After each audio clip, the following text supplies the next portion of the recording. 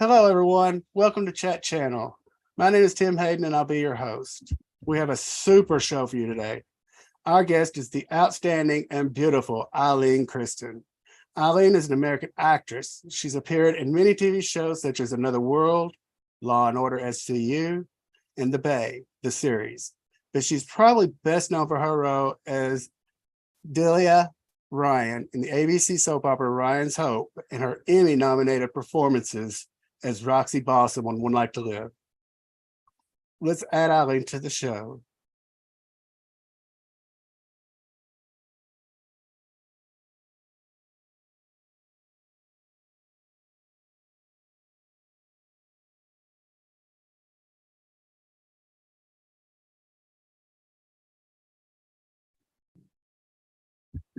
Hello, Ilene. How are you? I'm good. I'm good. A little sniffly. Uh, I've got a box of tissue because That time of year. yeah, I don't usually get sick, but I don't know. I thought I had like October, November allergies or something. So I thought it was allergies, but it's just a good old garden variety cold. Just to let you know, my buzzer may ring. I have to just buzz it because I'm expecting a very important package. That's fine. You're allowed. Trust me.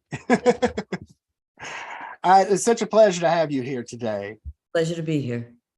Well, I always start way back to the beginning on that show. So, what was it like for you growing up in Brooklyn? In retrospect, it was fantastic. By the time I left Brooklyn, I really wanted to be out of Brooklyn, but it really was a lovely place to grow up. And I had lovely friends, and we used to play like outdoor sports. I used to bike ride. It was a kind of pretty section of Brooklyn that had a lot of private homes, although I lived in an apartment building. But down the street, there were like big Victorian homes and just very unusual architecture, because some of it was Dutch inspired, because New York City was basically a Dutch colony, so there were still remnants of that, and a lot of the names of places in Brooklyn were Dutch. Right. That's cool. That had to be cool growing up, especially looking back from it now. How just it's just so cool of a time to grow up in that area. It really was, and I'm still friendly with two of my girlfriends from that time period. I'm still friendly with them. One in particular who lives down in Florida. We see each other whenever I go down to Florida, and That that's is so really cool. nice because we've known each other a long, long time. Yes, I've got a couple people like that I've been friends with since kindergarten. So, Yeah, do you come from an artistic or acting family? not acting, but artistic. It's very funny.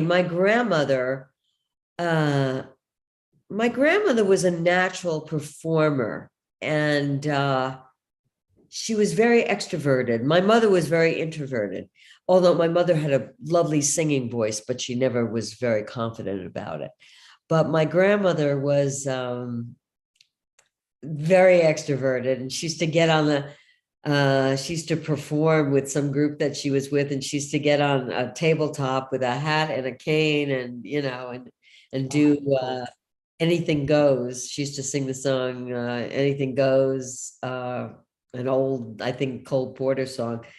Um, and my dad was a hairdresser. So I think that I could say that my father was very artistic. Both my parents could paint very well. That my mother would not. My father's no longer living, but my mother would say, no, I wasn't any good, but she was actually. So I would say that they're artistic. My sister could paint also, but there was no one else that was actually a performer in show business. I just find it very, very fascinating. That's why I was asked that question, because I would say 99% of everyone that's been on the show comes from either an artistic or acting family.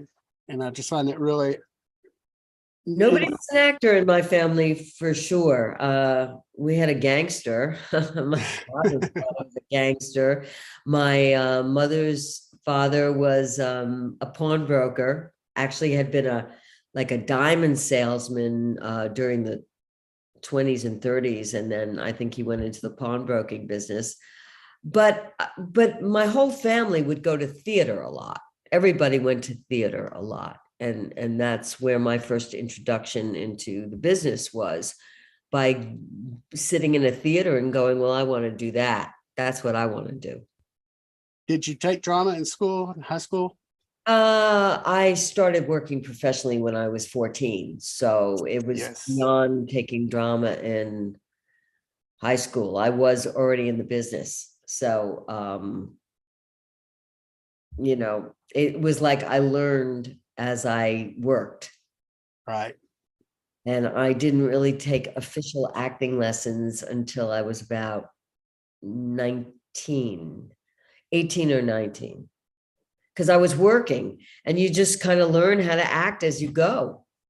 Right. Well, I know you did a lot of theater because you spent a couple of years on Broadway in Greece. Oh, how cool. I want to tell everybody they need to buy this book, because if they want to know more about me, there's some, very private stories in here that I think are very interesting. And it's a very good book. It's a really good book. I spent 2.5 years doing Grease, but I had done a Broadway show before that. Right. When I was 15 years old. And I started off as a dancer, basically. But you learn about acting. I realized that I wasn't a great dancer, and then I knew that I would have to move into the acting part of it, because my acting as a dancer was really good. I could convince Michael Bennett, the choreographer, that I knew more than I did. And I didn't, but I knew that I had acting chops. Well, I feel like you said, you grew up, learning it as you went along. I feel like you probably learned more from doing that because the great people you were working with. You learn by doing. I'm sure people gave you advice too, No, nobody gave me any advice. Really? The best advice, Leslie Ann Warren gave me advice. If you know who Leslie Ann Warren is. Yes. Leslie Ann Warren found out that I started working professionally, and she said, if you want to continue working professionally as a child, you should go to professional children's school, not performing arts. So that was really good. That was really good advice. God, my screen is dark. Do I look dark or? No, you look great. Perfect. Oh, good. Perfect. Okay, because your background's a little dark, but you're not. I don't know if the sun is going down here or something. I have a nice ring light over here, but it looks like the sun, the sun goes down kind of early. 3:00 now. All of a sudden, because there was a whole lot of sun over here, and there ain't anymore. No, you're still lit up. Good. So Leslie Ann Warren gave me very good advice, because I wanted to continue working, and you couldn't do that at performing arts.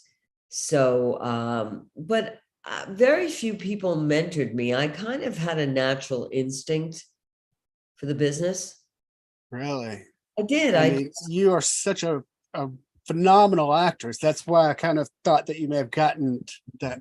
Wow, to know you did it on your own, that's even more incredible. I kind of have to say that I think I did it on my own, because nobody really had the experience. I'm trying to think if my dance teacher, who was a very famous dancer, his name was Matt Maddox, and he was in Seven Brides for Seven Brothers, and he was basically the main one who was lifting Marilyn Monroe up in Gentlemen Prefer Blondes. And he gave me my first job, and he was my dance teacher, but he was part of the choreography community. And I really owe everything to him. And I tried to thank him for that many, many years later when he was in his late 80s, but he had memory loss.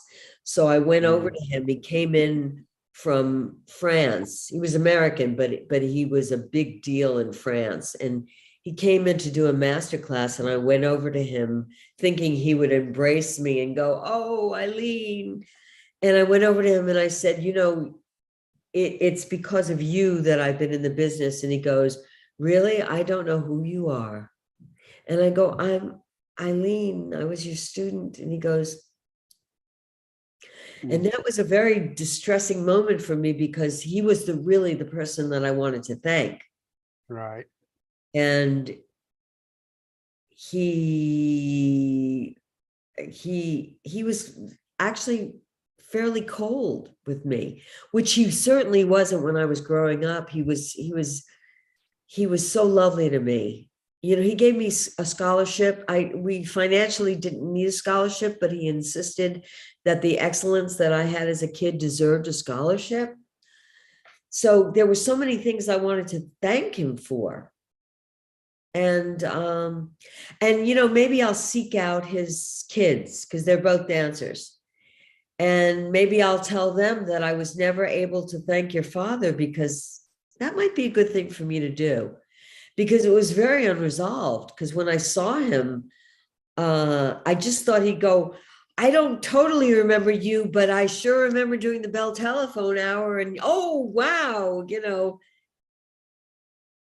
Well, you do thank him and you do honor him right. by mentioning him and talking about him and crediting him for your help.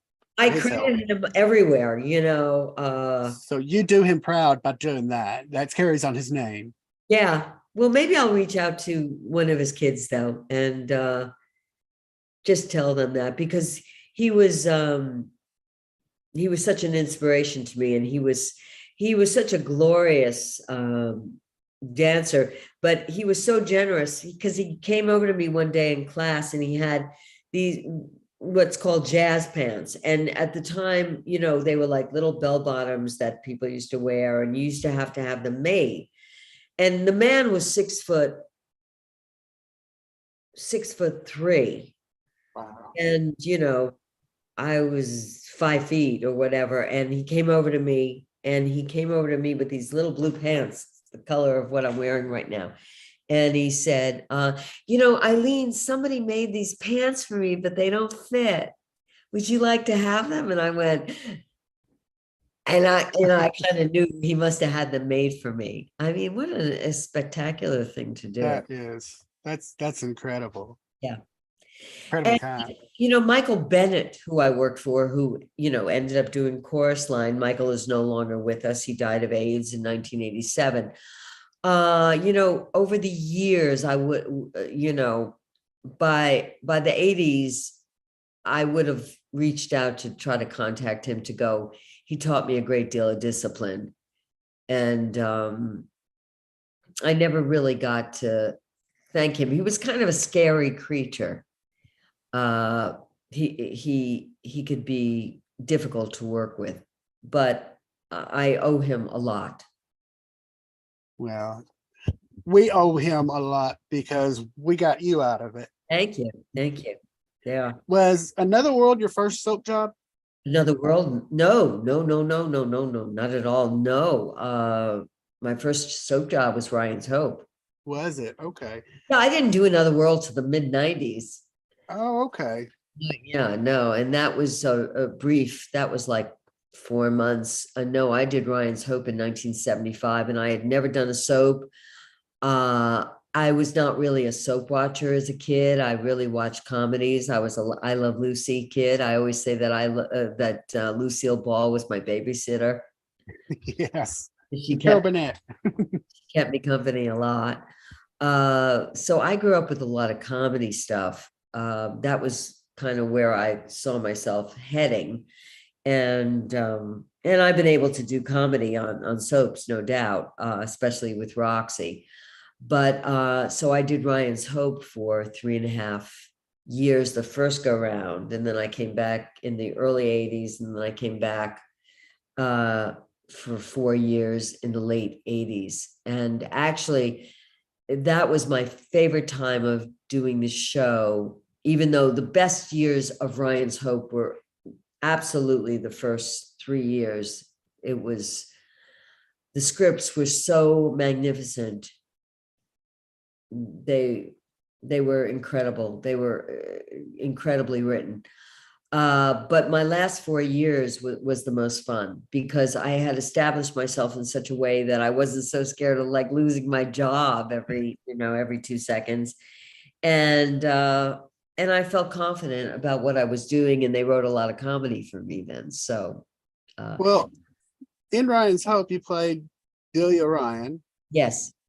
I had a question about that. Was the soap opera written around you or the family? It was Because not the written around Ryans? me, particularly. It was written around the Ryans family. See, you're not familiar with the show at all. And I No. suggest that at some point, everything is on YouTube. And if you watch some episodes from the first 3 years, you'll get an eyeful and an earful. It was written around the Ryan family. And I was married into the Ryan family. I was part of the Reid family, R-E-I-D, and we lived next door, and we were kind of, they were lower middle class or working class, and we were poor.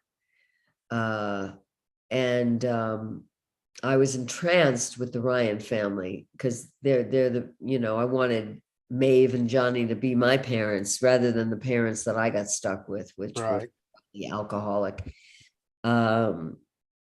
Delia's mother sold tokens in the train station, and I don't think the father was around very much. I think he was an alcoholic. So I married into the family, but I was emotionally very immature and problematic, and very problematic for the character Frank Ryan, who I married. He thought he was getting a woman, and he got like a child bride who was not ready to take care of a child herself. And I was jealous and very immature, and but people became addicted to Delia's problems. Delia kind of eventually became not just a main character, but a central character, didn't she? Oh, totally. And I became a central character almost 2 weeks into the show. I don't know if they had ever planned for that, but that's what it became, because people loved Delia. They always felt like they were watching a train wreck. Right. It was not an easy character to play. Well, I mean, the character had to straighten out a little bit because she became a doctor, didn't she? A doctor? Did No. she not? I thought I'd read that she became a doctor. There's going to be a book out. I wrote the foreword for, I didn't write the book. My friend Tom Lazante wrote the book, but there will be a book. A doctor? Are you kidding me? No, no, no, no, no, no, no, no. No, I never. Did they cross over back then? Like, because I know Delia has been on General Hospital. Yes, Delia, but Delia ran a bar, basically on General Hospital. And I think I had an antique clothing store. I did. Delia had an antique clothing store, but no, she was not a doctor. There were other characters. I was married to a doctor. Maybe that's where I got that from when I was doing the research, reading on it. Yeah. No, Delia would not have the concentration to go to med school. Well, like I said, did they do crossovers then on the soaps?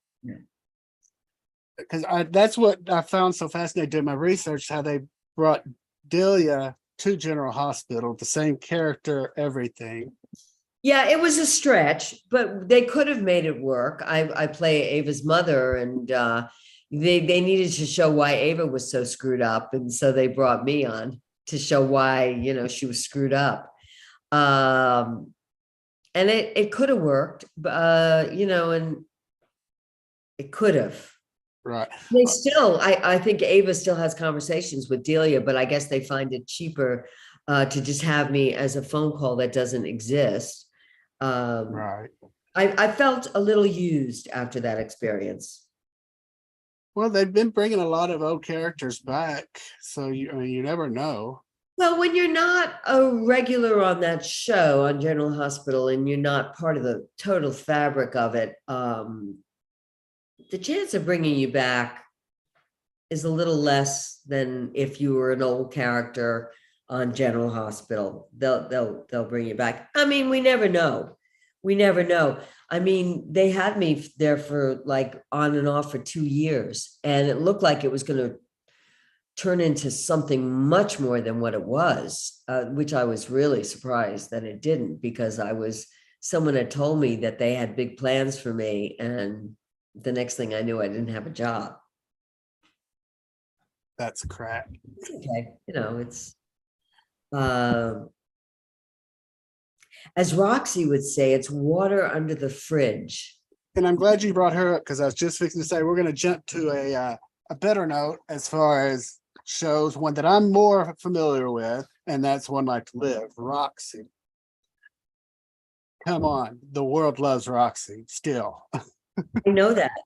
And I love Roxy, and I miss Roxy. I miss the whole show. As much as I love doing Ryan's Hope, and believe me, I really did, particularly that last 4 years of it. One Life to Live was a sensational experience. I was there for 10 years, and I just really had a wonderful time. I got the job the day before 9/11. I was told that I would be doing the show, and my agent said, well, I don't know how long this job is going to last. And I go, what's the character's name? And he went, well, it's Roxanne. And I went, Roxy. I said to him, it's going to be on for a while. I knew right away. Because I said to him, is she from the right side or the wrong side of the tracks? He goes, oh, the wrong side. And I go, and I thought to myself, I'll be on for the next 10 years, which is what happened. And unfortunately, we never should have gone off the air. And, ABC really screwed up. But I want to say more than ABC, it was Brian Franz. And he can take the blame for that. Well, I kind of feel like if shows like One Night to Live and Guiding Light, because they kind of went off approximately the same time frame, I feel like if they'd been able to hang out another year or so, online came about after that. I didn't do the online show I think they would have called me in for that. The people who were producing the online version of One Life to Live were vastly underprepared and did not take the advice of people who really knew how to do this, and did not hire producers who were established enough to really give their opinion in a way that they hired people that they could get for a certain price. Not that they didn't know the medium, they did, but they didn't have the balls to stand up to Rich Frank and to Jeff Quatnitz, who knew nothing about doing a soap, absolutely nothing. And, they'd spend $1,000 on a blouse, but they wouldn't spend, another $1,000 to hire, the people that they really needed to hire. So it was mistake after mistake after mistake. Now, my boyfriend, the man I live with, is Gary Donatelli, who was one of the directors of One Life to Live and then the online version of it. And he said that from day one, they were they did not know what they were doing in a way that was satisfactory to running a television show. Right. I feel like if I had done something like that, one of the first moves I would have made is gotten connected with some of the original cast. The cast knows that show through and through because you experienced it.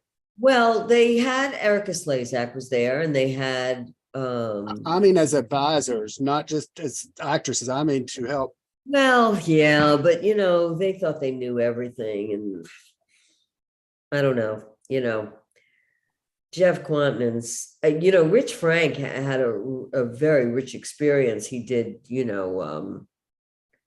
Shirley, Laverne and Shirley. Okay, yes. I think he had a lot of experience, but he didn't know this medium. And he didn't know this medium that you have a show that has to come on every day, 5 days a week. And I think that was out of the realm of anything that they really knew how to put together. And the shame of it was that Frank Valentini was actually supposed to be the producer. And then because they waited so long to do it and they couldn't get their ducks in a row to do One Life, he did a smart thing. When they offered him General Hospital, he went. Right. Do you remember your first day on the set?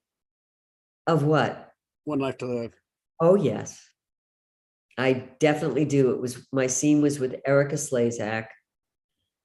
I don't know if you're familiar with the scene, but Erica comes to visit me in New Jersey, in Atlantic City, and the scene is hysterical.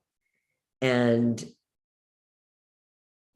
she's there to tell me that her daughter may be my daughter, and it's just written so well. And when I finished that day, the producer at the time, it wasn't Frank, it was Gary Tomlin. He came out and said, so are you free? Because I knew we really had something. Oh, well, yes. I mean, the chemistry you had with just everybody on that set. I mean, or Roxy. I mean, and they really needed Roxy at that point because it was 9/11 had just happened, and people were in a state of remorse and mourning. And I really felt that as an actor, I could bring the level of, I could just make people happier. And that was my goal. That's always been my goal with everything that I've ever done, is that I was there to entertain you. I never, if someone says you're a good actor, I says, well, I don't know if I'm a good actor or not, but I know I'm a good entertainer. I know I'm entertaining, and that's my goal, is to entertain you. Because if you don't entertain you, it's boring, well, And Roxy also was such a big fan favorite because, yes, Victoria and Dorian and all of them, they were good to fantasize, their life, their richness. Roxy was real. Roxy was more like us, an average everyday person. yeah, that's right. And I think people could relate to Roxy more than they could the others because Yes, and I just felt in tune with the universe for 10 years. I can't say that I was treated the way I should be treated all the time. They had me on contract, then they took me off a contract. I worked like I was on contract, but I was never really given totally what I deserved on that show, to be really honest with you. And I don't know whose fault that was. I don't know. But I still had a spectacular time, and I loved every minute of it. Were you prepared when it ended? No. No. Still not. Still not. Well, you're really not going to like my next question. Where do you see Roxy now? What do you think Roxy would be doing at this point? Oh, that's interesting. Well, she may have more than one beauty parlor. She may have a, chain, or she may have a club or something. That's a really good question. More of the same. Right. Roxy was a kind of a constant. You kind of, you didn't know what to expect, but you knew to expect something. Right. And I love the clothing they came up with for me. And, I loved the wardrobe people on that show were fantastic. I ran into one of our wardrobe people yesterday. His name is Doug Couture. And we just had a really great time, really, really great time. And Susan Gammy, who did the costumes, she knew what to do with me. I brought my own stuff in for that first day of work. I brought in like ripped jeans and, just really my clothes were kind of a mess the first day, but I felt it was important to establish that, you know, Roxy didn't have a lot. She didn't care either. She just, you know, so I miss it. There's not a day goes by that I don't miss Roxy. And because of the political climate, which, you know, I know you're from a red state, but I'm from a very blue place. I'm from a red state, but I'm conservative Democrat. Oh, good. Okay. All right. Excellent. Because you know, this Trump thing has been really difficult. And it would have been interesting being on television at this time. Not that they would let us delve too far in that, but you know, I used to sneak a lot of innuendo into a lot of stuff. I used to make up, you know, they used to write those malaprop words, but I would fix them, you know, and they knew that they could write them half-ass and I'd fix it. And I could, you know, always find a way to make something funny. And I think we need it now. Everything is so serious. And General Hospital is a very serious place. I think I could have brought a lot of humor there. And so anybody who is watching this, you know, if you want to tell them to bring a little humor back Absolutely. there, they could, you know, use me. I think I still look good on camera. So, you know. And everybody needs to know that you can write to the networks and let them know if you want to see a celebrity come back in a role, or if you want to see a role go to a certain storyline.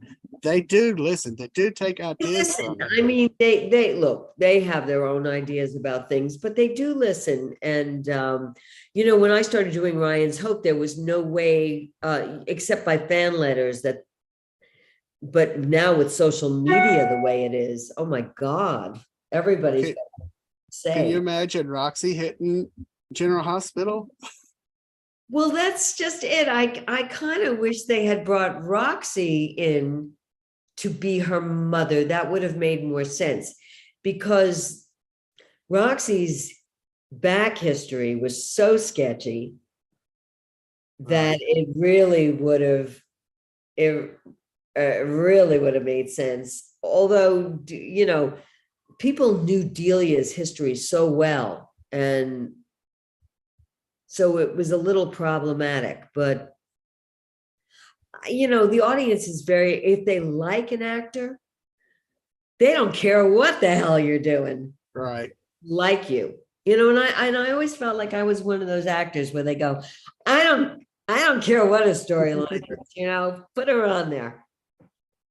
You know, so that's awesome. Well, you're a professional. You're a true professional, so you can take it. And I'm an entertainer, and you know, my goal is to not bore you.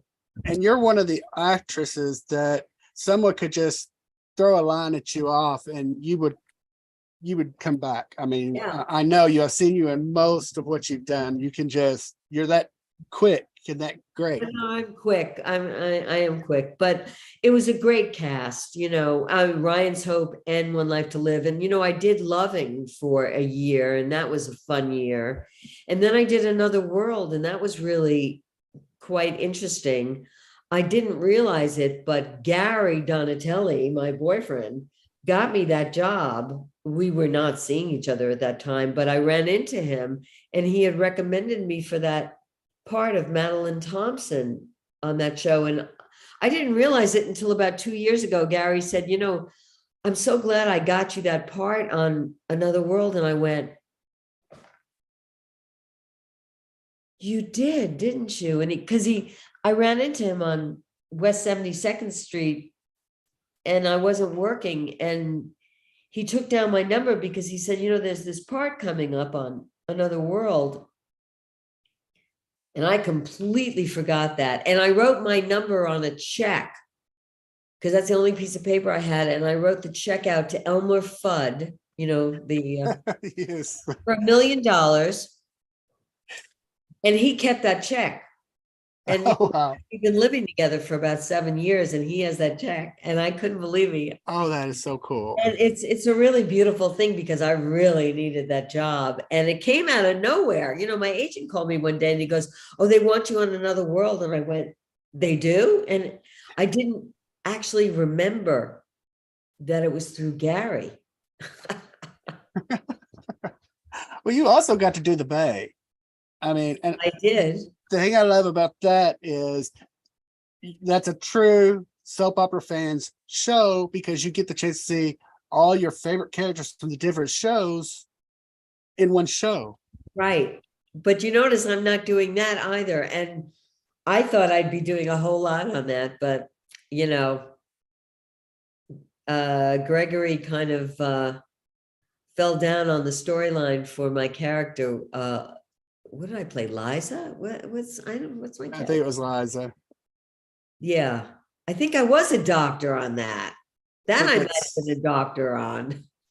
I can tell you just a I don't know. Who second. would ever make me a doctor? You were Claire Andrews. No. Claire? No. No, I'm sorry. Wrong pick, wrong one. I'm so sorry. I had the wrong window open.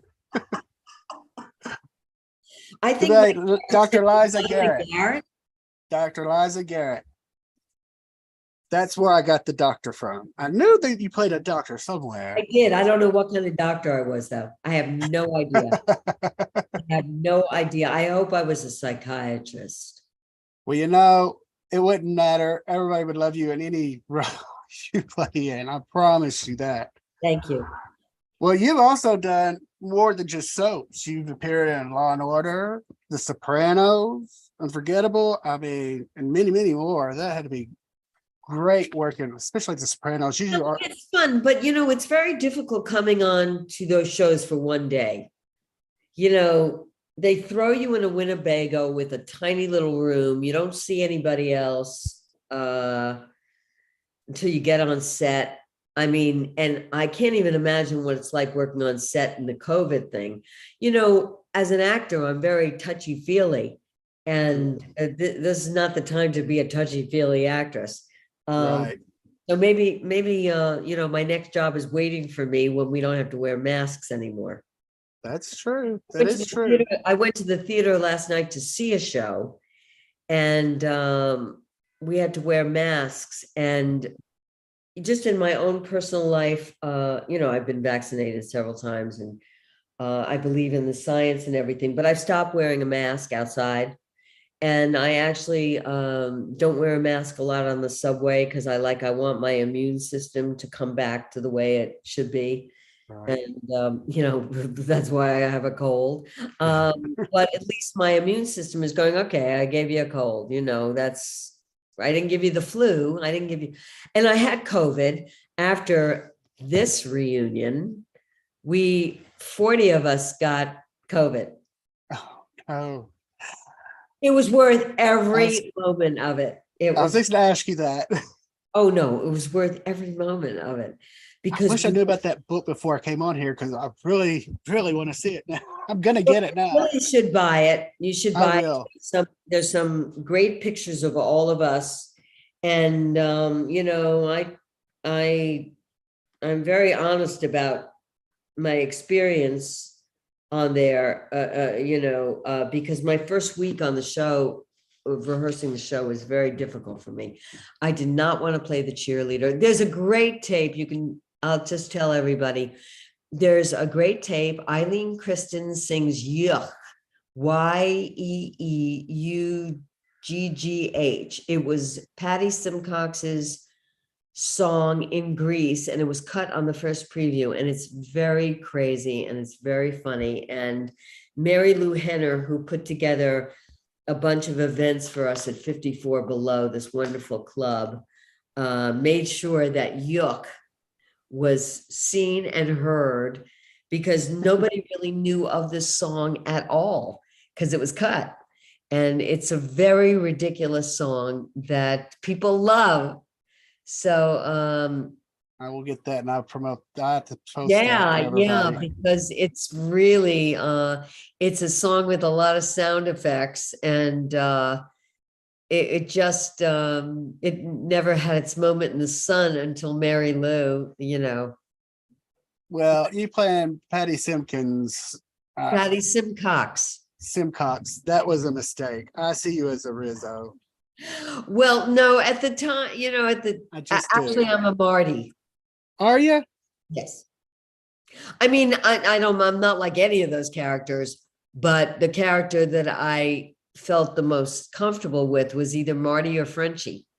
And they never saw me, no, they just saw me as the cheerleader, which I look like a cheerleader. So, but where I grew up in Brooklyn, I never knew any cheerleaders. We didn't have Right. any cheerleaders. I didn't know what a cheerleader was.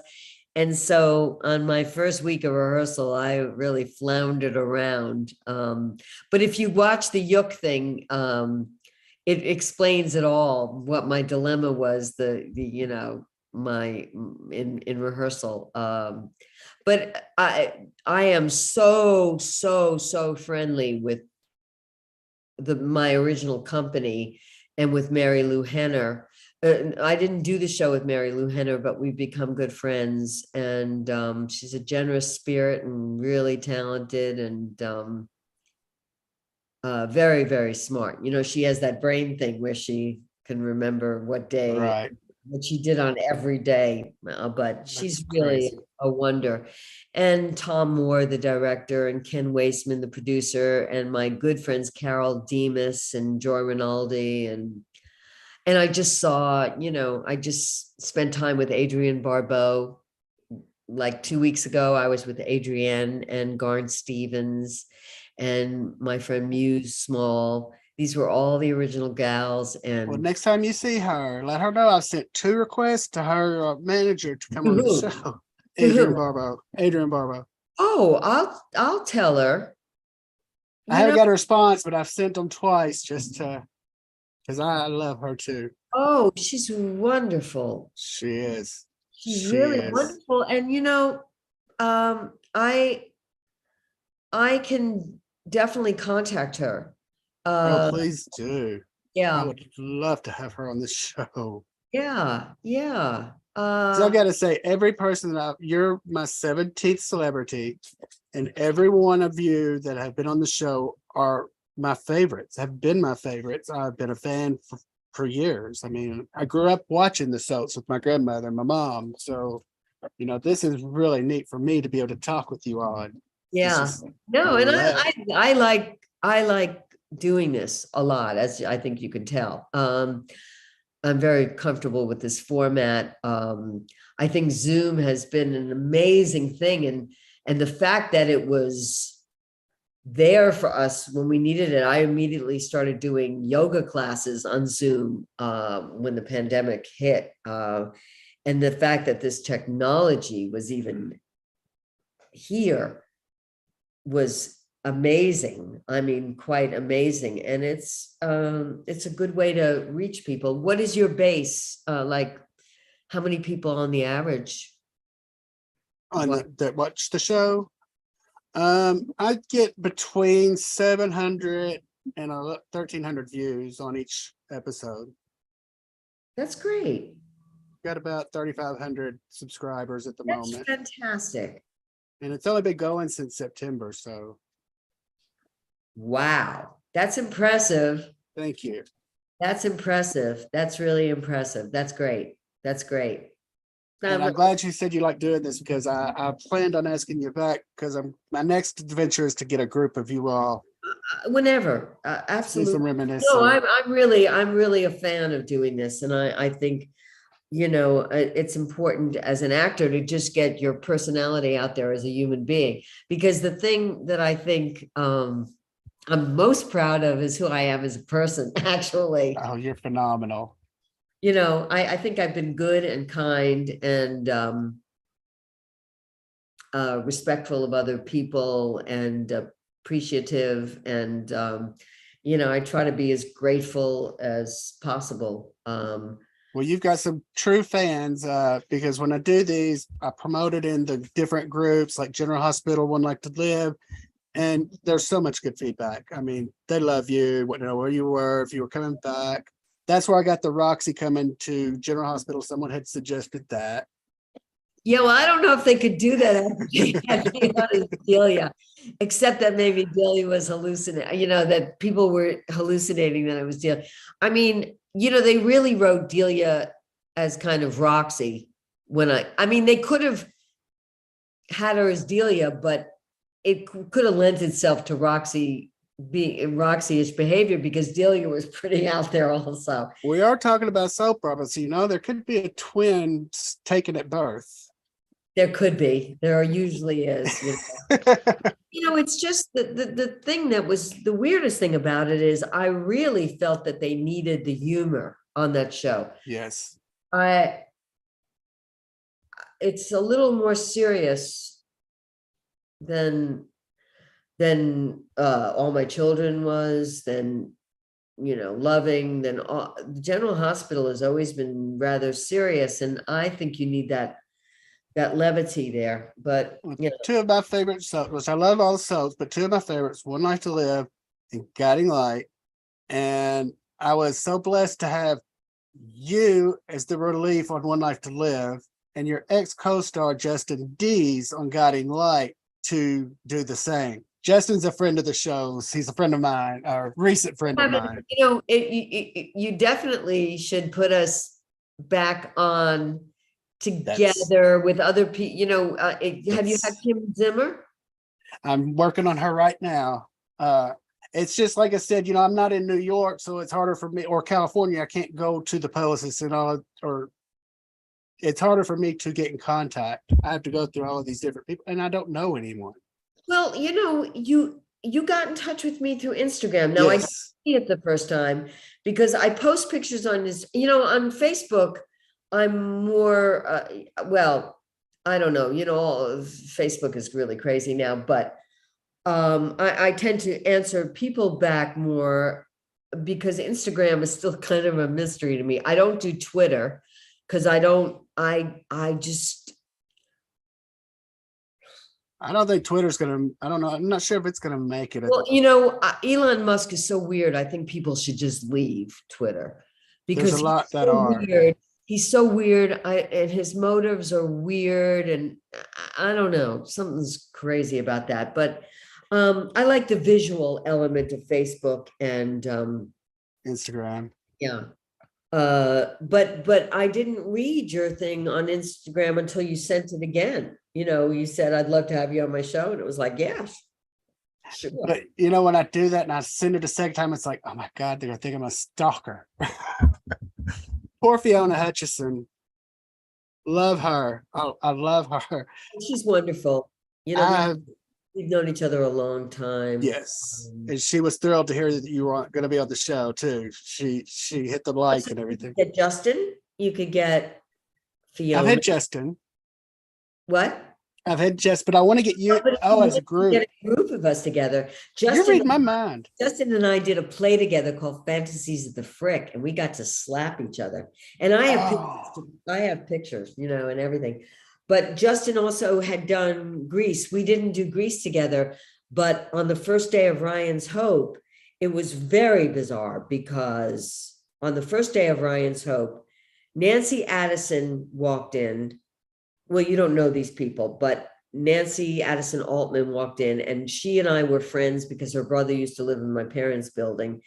And she had been on Guiding Light playing Kit Vested. And she was one of the most beautiful people I'd ever seen. So she walked in, it was like, oh my God, I'm going to be working with Nancy. We were kind of like sisters, and then Justin walked in and I went, oh my God, Justin from Grease. And then Malcolm Groom had done Grease. Oh, wow. I didn't know that. And then Bernie Barrow, who had been on Secret Storm or something, he was like, I didn't watch a lot of soaps, but I knew who Bernie Barrow was. So that first day of Ryan's Hope and was so bizarre because I went like, wow, this is one of those meant to be situations, karmically, to work with Justin and to work with Malcolm and to work with Nancy was unbelievable to me. But if you get a group of people together. When you agreed to do the show, that's when it popped in my head. Because you and Justin Dees, like I said, two of my most favorite characters. And I mean, y'all were on Ryan's Hope, which I did not see. I'm going to look up clips to find it. But you two are what made me think of it. So many you clips. two together. There's so many clips. Putting you and Justin Dees together, oh my God. And throwing a few other, but just you two together alone, oh my gosh, that's just gonna be a riot. 'cause we actually haven't been in the same room with each other in years. Consider it done. But It's gonna happen. we did this play together, this Fantasies of the Frick, which was He smacked you? what? Well, And he got to smack, right. we got to slap each other. That's crazy. Museum guard. He played a museum guard, and I played like this East Side patron. And that's where I met my ex-boyfriend, William Russ, a very, very good actor, Rusty Russ, and Justin's ex-wife, Jody Catlin, was in the play. So it was Wow. a very interesting set of circumstances. But it's really funny because I really wanted to work with Justin. And when Claire Labine, who wrote Ryan's Hope, was writing Guiding Light, yeah, she was going to have me work with Justin. And that never happened, unfortunately. In my mind, that would just be the highlight of my life to see Roxy and Buzz together. Oh my gosh. We're gonna have to make that. We're gonna. But if you write to certain people on Instagram and you just say, Ilene Kristen just did my show, and she said that she said that I should just write to you again try that. If that doesn't work, then as long as I have your permission to do that. I don't do that because I'm say that Ilene Kristen just did my show and she thought you'd have fun doing it. And our time on the soaps was quite extraordinary, and we have very fond feelings about it. People can say whatever they want about soaps, but to be able to do a character that gets so in the hearts and the minds and the souls of an audience, 5 days a week, there was nothing like it, and there will be nothing like it. Well, with soaps, for us fans, we feel like we know you from that. Whereas primetime and stuff, the 30-minute a week show stuff, you don't get that. But with daytime, and that helped people more than anybody could ever imagine. Believe me, I know. I would see so many people who would say to me, I had to recuperate from a surgery, and all of a sudden I started watching you, and you've helped me so much. And it was just amazing to be able to do characters that lasted longer than a 30-minute show. Right. And that's, because someone said to me, well, there's all this media going on, and that is true, but there's no replacing doing a character that you do for at least more than a year, or you do it 2 years, you do it 20 years or whatever. I mean, I never got to do 20 years like a lot of people did. But I definitely did over a 40-year period get to play a lot of characters. And so I was in people's consciousness for a long time. And I miss that. I miss that camaraderie with the audience. Mm-hmm. Well, I mean, and like I said, at least an hour a day, you took everybody out of whatever situation they were actually living in to let them get some peace of mind for about an hour a week, or an hour a day at least. Yeah. So hopefully, I'd like a nice third act. I had a really good first act, a good second act, and I'm in the third act of my life. But I'd like it to be a continuing character to take me off into the sunset, Right. like I'd like to die on set, at 99, of course, Of course. But yeah, well, from my mouth to God's ears, Well, I hope people are watching the show, and I hope people do tune into the show. Is this going on live right now, or? Yes, ma'am. It's going on live. Yes. Do people have any questions? I have to look real quick.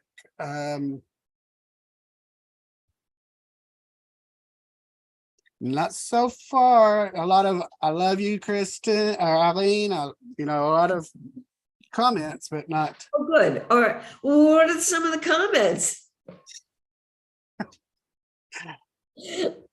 I need to have a good afternoon. I feel lonely. I've got a cold. Oh. Nobody wants to talk to me today.